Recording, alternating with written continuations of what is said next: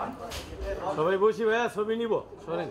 আজকে আমাদের গত 24 ঘন্টায় কিছু গুরুত্বপূর্ণ বিষয় নিয়ে আপনাদেরকে ব্রিফ করার জন্য আমি আপনারা জানেন গত 26 জুলাই রাজধানীর গুলশানে 83 নম্বর রোডে বৈষম্য বিরোধী ছাত্র আন্দোলনের সমন্বয়ের পরিচয় দিয়ে সাবেক এক মহিলা এমপির বাসায় চাঁদা দাবি করতে গিয়ে 5 জন সমন্বয়ককে আমরা গ্রেফতার করি। এই ঘটনার যে তদন্ত সেটা বর্তমানে অব্যাহত রয়েছে। মধ্যে গ্রেফতারকৃত যে 4-5 জন ছিল তার মধ্যে 4 জন 5 দিনের রিমান্ডে রয়েছে। এই ঘটনার সূত্রপাত গত 17 জুলাই সকাল আনুমানিক 10 ঘটিকার সময় জানে আলম তপু এবং রিয়াদ নামের 2 জন ওই বাসায় প্রথম যায় এবং তারা 50 লক্ষ টাকা চাঁদা দাবি করেন এবং সেদিনই তারা থেকে 10 লাখ টাকা আমাদের কাছে প্রাথমিক তদন্তে পাওয়া গেছে। পরবর্তীতে 19 জুলাই রাত 10:30টায় তারা বাকি টাকা 40 লাখ টাকা দেওয়ার জন্য চাপ সৃষ্টি করে এবং আবার এই ঘটনা চলে যায়। পরবর্তীতে তারা ওখান থেকে চলে আসে এবং 26 জুলাই আরো লোকজন বাড়িয়ে তারা পুনরায় যায় এবং বাকি টাকা প্রদানের জন্য চাপ সৃষ্টি করে। এক পর্যায়ে বাসায় উপস্থিত যারা সিদ্দিক জাফর নামের ব্যক্তি উনি পুলিশকে সংবাদ দিলে পুলিশ ঘটনাস্থলে যায় এবং ঘটনাস্থল থেকে 5 জনকে হাতে গ্রেফতার করে এবং একজন পালিয়ে যায়। তদন্তে প্রাপ্ত তথ্য অনুযায়ী পলাতক ব্যক্তির নাম জানে আলম তপু, যে কিনা নিজেকে বৈষম্য ছাত্র আন্দোলনের সমন্বয়ক হিসেবে পরিচয় প্রদান করে। এই ঘটনায় বিস্তারিত তদন্ত অব্যাহত রাখে এবং তার প্রেক্ষিতে থানা পুলিশের পাশাপাশি ঢাকা মহানগর গোয়েন্দা পুলিশ ঘটনায় জড়িতদের আইনের আওতায় নিয়ে আসতে কাজ করে এবং তারই প্রেক্ষিতে আজ সকালে রাজধানীর বিভাগ হতে জানে আলম তপুকে গ্রেফতার করা হয়। এই নিয়ে এই মামলায় এ পর্যন্ত মোট 6 জনকে গ্রেফতার করা হয়।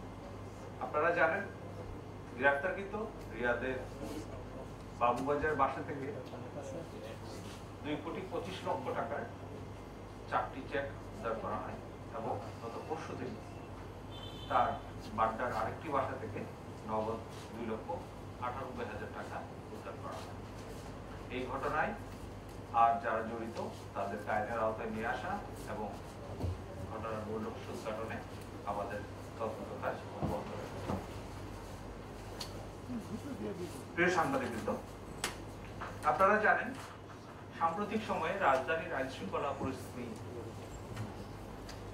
বিনষ্ট করার জন্য কিছু লোক বিভিন্নভাবে অপচেষ্টা অব্যাহত রেখেছে। তারই প্রেক্ষিতে আমরা আমাদের যে গোয়েন্দা নজরদারি সেটা অব্যাহত রেখেছি এবং আমাদের যে প্রিভেন্টিভ কাজ সেগুলো অব্যাহত রেখেছি। এই ধারাবাহিকতায় গত 24 ঘন্টায় রাজধানীর বিভিন্ন স্থান থেকে কার্যক্রম নিষিদ্ধ আওয়ামী লীগ এবং তার অঙ্গ সংগঠনের 8 জন নেতাকর্মীকে গ্রেফতার করা হয়। গ্রেফতারকৃতরা হলো ঢাকা মহানগর দক্ষিণের স্বেচ্ছাসেবক লীগের 31 নম্বর ওয়ার্ডের সাধারণ সম্পাদক এস.এম. জালাল, ঢাকা দক্ষিণ 33 নম্বর ওয়ার্ডের 2 নম্বর ইউনিট আওয়ামী লীগের সাধারণ সম্পাদক মোহাম্মদ শিবলু, কুমিল্লা জেলা আওয়ামী লীগের 13 নম্বর কার্যনির্বাহী সদস্য আফজালুন নেসা হাসান বাসের, কিশোরগঞ্জের কুলিয়ারচর উপজেলা আওয়ামী লীগের যুগ্ম সাধারণ সম্পাদক মোহাম্মদ জসিমউদ্দিন হোসেন লিটন, নিষিদ্ধ ঘোষিত ছাত্রলীগের ঢাকা বিশ্ববিদ্যালয় শাখার জসিমউদ্দিন হলের যুগ্ম সাধারণ সম্পাদক আশিকুর রহমান, ঢাকা মহানগর উত্তর আওয়ামী লীগের সহসভাপতি ও বাংলাদেশ আওয়ামী যুবলীগের সাবেক প্রেসিডিয়াম সদস্য মাহবুবুর রহমান হিরণ, আওয়ামী লীগের সাবেক 65 নম্বর ওয়ার্ড কাউন্সিলর শামসুদ্দিন ভুইয়া এবং কার্যক্রম নিষিদ্ধ ঘোষিত আওয়ামী লীগের অঙ্গ সংগঠন গাজীপুর মহানগর মুক্তিযোদ্ধা প্রজন্ম লীগের সভাপতি মোহাম্মদ মিজানুর রহমান। আমাদের কাছে যে প্রাপ্ত গোয়েন্দা তথ্য আছে সেগুলো যাচাই বাছাই করে কারো বিরুদ্ধে যদি সুনির্দিষ্ট অভিযোগ থাকে, কোন রকম আইন শৃঙ্খলা বিনষ্ট করার চেষ্টায় জড়িত থাকার অভিযোগ পাওয়া যায়, সেক্ষেত্রে আমরা গ্রেফতার করছি এবং এক্ষেত্রে একটা বিষয় পরিষ্কার, এখানে ঢালাওভাবে বা কাউকে হারানোমূলক গ্রেফতারের কোনো অবকাশ নেই। প্রিয় সাংবাদিকবৃন্দ, জননিরাপত্তা বিধান এবং আইন শৃঙ্খলা রক্ষায় ঢাকা মহানগর পুলিশ দিনরাত কঠোর পরিশ্রম করে যাচ্ছে। আপনারা জানেন আমাদের যে নিয়মিত টহল কার্যক্রম, চেকপোস্ট ইত্যাদি চলমান রয়েছে। গত 24 ঘন্টায় ঢাকা মহানগরের 50টা থানায় 489টি টহল টিম দায়িত্ব পালন করে। এর মধ্যে দিনে 268টি এবং রাত্রে 268টি এবং দিনে 221টি।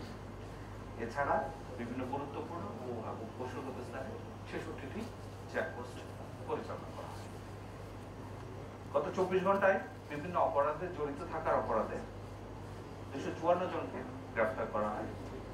এই সময়ে 20টি মোবাইল ফোন, 6টি মোটরসাইকেল, একটি প্রাইভেট কার উদ্ধার করা হয়। এছাড়া বিভিন্ন প্রকার মাদক, 62 পিস ইয়াবা, 12 কেজি 511 গ্রাম গাঁজা এবং 25 গ্রাম হেরোইন উদ্ধার করা হয়।